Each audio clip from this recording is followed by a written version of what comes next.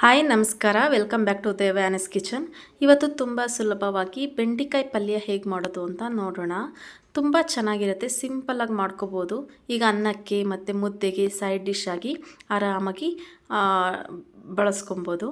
ಮೊದಲಿಗೆ ನಾವು ಬೆಂಡೆಕಾಯಿನ ನೀಟಾಗಿ ವಾಶ್ ಮಾಡಿಕೊಂಡು ಉಪ್ಪು ಮತ್ತು ಅರಶಿನ ಹಾಕಿ ನೀಟಾಗಿ ವಾಶ್ ಮಾಡ್ಕೊಳ್ಳಿ. ವಾಶ್ ಮಾಡ್ಕೊಂಡು ಆದಮೇಲೆ ಸಣ್ಣದಾಗಿ ಹೆಚ್ಚಿಟ್ಕೋಬೇಕು. ಈ ಸೈಜಲ್ಲಿ ತೋರಿಸ್ತಿದ್ದೀನಲ್ಲ, ಈ ಸೈಜಲ್ಲಿ ಹೆಚ್ಚಿಟ್ಕೊಂಡು ಒಲೆ ಮೇಲೆ ಒಂದು ತವ ಇಟ್ಕೊಳ್ಳಿ. ಈಗ ಹಾಳಾಗಿರುತ್ತಲ್ಲ, ಈಗ ದೋಸೆ ತವ ಎಲ್ಲ ಇಟ್ಕೊಳ್ಳೋಕೆ ಹೋಗಬೇಡಿ, ಅದು ತವ ಹಾಳಾಗಿಬಿಡುತ್ತೆ.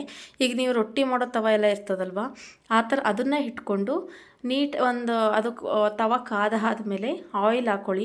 ಆಯಿಲ್ ಹಾಕ್ಕೊಂಡು ನಾವು ಹೆಚ್ಚಿಟ್ಕೊಂಡಿರುವಂಥ ಬೆಂಡೆಕಾಯಿನ ಹಾಕಿ ನೀಟಾಗಿ ಫ್ರೈ ಮಾಡ್ಕೋಬೇಕಾಗುತ್ತೆ. ನೋಡಿ, ಈ ಥರ ಫ್ರೈ ಮಾಡ್ಕೊಳ್ಳಿ. ಅದು ಲೋಳೆ ಎಲ್ಲ ನೀಟಾಗಿ ಫ್ರೈ ಮಾಡ್ತಾ ಅದು ಲೋಳೆ ಹೋಗಿ ನೀಟಾಗಿ ಫ್ರೈ ಆಗುತ್ತೆ ಬೆಂಡೆಕಾಯಿ. ಅಲ್ಲಿವರೆಗೂ ಫ್ರೈ ಮಾಡ್ಕೋಬೇಕಾಗತ್ತೆ. ಮಾಡಿಕೊಂಡು ಸೈಡಿಗೆ ಎತ್ತಿಟ್ಕೊಳ್ಳಿ. ಮತ್ತು ಒಲೆ ಮೇಲೆ ಒಂದು ಕಡಾಯಿ ಇಟ್ಕೊಂಡು 1-2 ಸ್ಪೂನ್ ಆಗೋಷ್ಟು ಆಯಿಲ್ ಹಾಕಿ. ಈ ಬೆಂಡೆಕಾಯಿ ಪಲ್ಯಕ್ಕೆ ಆಯಿಲು ಜಾಸ್ತಿ ಬೇಕಾಗಲ್ಲ, ಕಮ್ಮಿನೇ ಹಾಕ್ಕೋಬೋದು. ಹಾಕ್ಕೊಂಡು ಸಾಸಿವೆ ಹಾಕಿ, ಸಾಸಿವೆ ಚಟಪಟ ಆದಮೇಲೆ 1-3 ಹಸಿರು ಮೆಣಸಿನ್ಕಾಯಿ ಮತ್ತು ಕರಿಬೇವು ಹಾಕ್ಕೊಂಡು ಅದು ಫ್ರೈ ಆದಮೇಲೆ ಒಂದೇ ಒಂದು ಹೆಚ್ಚಿಟ್ಟಿರೋ ಈರುಳ್ಳಿ ಹಾಕ್ಕೊಳ್ಳಿ. ನಾನು 1/4 kg ಆಗುವಷ್ಟು ಬೆಂಡೆಕಾಯಿಗೆ ನಾನು ಫ್ರೈ ಮಾಡಿ ತೋರಿಸ್ತಾ ಇದ್ದೀನಿ. ನೀವು ಕ್ವಾಂಟಿಟಿ ಜಾಸ್ತಿ ಬೇಕು ಅಂದರೆ ಡಬಲ್ ಮಾಡ್ಕೊಳ್ಳಿ. ನಾನು ಒಂದೇ ಒಂದು ಈರುಳ್ಳಿ ಹಾಕ್ಕೊಂಡು ನೀಟಾಗಿ ಫ್ರೈ ಮಾಡ್ತಾಯಿದ್ದೀನಿ. ಹಿಂಗೆ ಫ್ರೈ ಮಾಡ್ತಿರುವಾಗಲೇ ನೀವು ನಿಮ್ಗೆ ಎಷ್ಟು ಬೇಕೋ ಅಷ್ಟು ರುಚಿಗೆ ತಕ್ಕಷ್ಟು ಉಪ್ಪು ಹಾಕ್ಕೊಂಡು ಫ್ರೈ ಮಾಡ್ಕೊಳ್ಳಿ. ಇವಾಗ ನೀವು ಉಪ್ಪು ಹಾಕೋದ್ರಿಂದ ಅದು ಈರುಳ್ಳಿನೂ ಕೂಡ ನೀಟಾಗಿ ಫ್ರೈ ಆಗುತ್ತೆ. ಮತ್ತು ಜೀರಿಗೆ ಕೂಡ ಹಾಕ್ಕೊಳ್ಳಿ. ಈ ಟೈಮಲ್ಲಿ ನೀವು ಜೀರಿಗೆ ಹಾಕೋಬೇಕು. ಹಾಕ್ಕೊಂಡು ಒಂದ್ಸಲ ನೀಟಾಗಿ ಫ್ರೈ ಮಾಡ್ಕೊಳ್ಳಿ.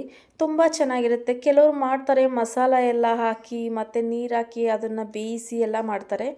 ಅದು ನಮ್ಮ ಮನೇಲಿ ಯಾರೂ ಅದು ಇಷ್ಟಪಡಲ್ಲ. ನಿಮ್ಗೆ ಇಷ್ಟ ಇದ್ದರೆ ನೀವು ಆ ಥರ ಮಾಡ್ಕೋಬೋದು. ಇದು ತುಂಬ ಚೆನ್ನಾಗಿರುತ್ತೆ.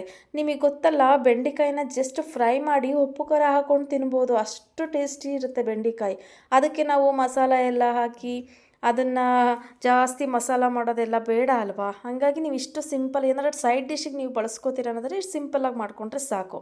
ಸ್ವಲ್ಪ ಅರಶಿನ, ಉಪ್ಪು, ಟೊಮೊಟೊ ಎಲ್ಲ ಹಾಕಿ ನೀಟಾಗಿ ಮ್ಯಾಶ್ ಆಗೋ ಥರ ನೀಟಾಗಿ ಫ್ರೈ ಮಾಡ್ಕೊಂಡಾದಮೇಲೆ ಈಗ ನಾವು ಫ್ರೈ ಮಾಡಿಟ್ಟಿದ್ವಲ್ಲ ಆ ಬೆಂಡೆಕಾಯಿನ ಆ್ಯಡ್ ಮಾಡ್ಕೊಳ್ಳಿ. ಆ ಬೆಂಡೆಕಾಯಿ ಆ್ಯಡ್ ಮಾಡಿದ ಮೇಲೂ ನೀವು ಸ್ವಲ್ಪ ಲೋಳೆ ನಿಮಗೆ ಸಿಗುತ್ತೆ. ಜಸ್ಟ್ ನೀವು ಫ್ರೈ ಮಾಡ್ತಾನೇ ಇರಿ. ಮಾಡ್ತಾ ಲೋಳೆ ಅಂಶ ಎಲ್ಲ ಹೋಗಿ ಪಲ್ಯ ನೀಟಾಗಿ ಫ್ರೈ ಆಗುತ್ತೆ. ನೋಡಿ, ಈ ಅದಕ್ಕೆ ನೀಟಾಗಿ ಫ್ರೈ ಆಗಿದೆ. ಇವಾಗ ಈ ಅದಕ್ಕೆ ಫ್ರೈ ಆಗುತ್ತೆ. ನೀವು ಹಾಕಿದ ತಕ್ಷಣ ಇದೇನು ಮತ್ತೆ ಲೋಳೆ ಬರ್ತಿದೆಯಲ್ಲ ಅಂತ ಅನ್ಕೋಬೇಡಿ.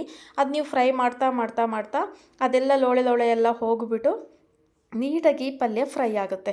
ನೋಡಿ, ಈ ಅದಕ್ಕೆ ರೆಡಿ ಆಯಿತು ಪಲ್ಯ. ಈಗ ನಾನು ಸರ್ವ್ ಮಾಡ್ಕೊತಾ ಇದ್ದೀನಿ. ತುಂಬ ಚೆನ್ನಾಗಿರುತ್ತೆ. ಇಷ್ಟೇ, ಯಾವ ಮಸಾಲನೂ ಬೇಡ, ಏನು ಬೇಡ, ತುಂಬ ಟೇಸ್ಟಿಯಾಗಿ ಬರುತ್ತೆ. ಆಲ್ರೆಡಿ ಬೆಂಡೆಕಾಯಿ ನಾವು ಮಾಮೂಲಿ ಫ್ರೈ ಮಾಡಿ ಉಪ್ಪು ಖಾರ ಹಾಕೊಂಡ್ರೆ ಅಷ್ಟು ಚೆನ್ನಾಗಿರುತ್ತೆ. ನಾವು ಈರುಳ್ಳಿ ಟೊಮೆಟೊ ಎಲ್ಲ ಹಾಕಿರೋದ್ರಿಂದ ಇನ್ನೂ ತುಂಬ ಚೆನ್ನಾಗಿ ಟೇಸ್ಟಿಯಾಗಿ ಬರುತ್ತೆ. ತುಂಬ ಮಸಾಲ ಹಾಕೋದು ಬೇಡ, ಇಷ್ಟೇ ಸಾಕು. ಇದಕ್ಕೆ ಒಂದ್ಸಲ ಟ್ರೈ ಮಾಡಿ, ಹೇಗೆ ಬಂತು ಅಂತ ಕಮೆಂಟ್ ಮಾಡಿ, ಲೈಕ್ ಮಾಡಿ, ಸಬ್ಸ್ಕ್ರೈಬ್ ಮಾಡ್ಕೊಳ್ಳಿ ನನ್ನ ಚಾನಲ್ನ.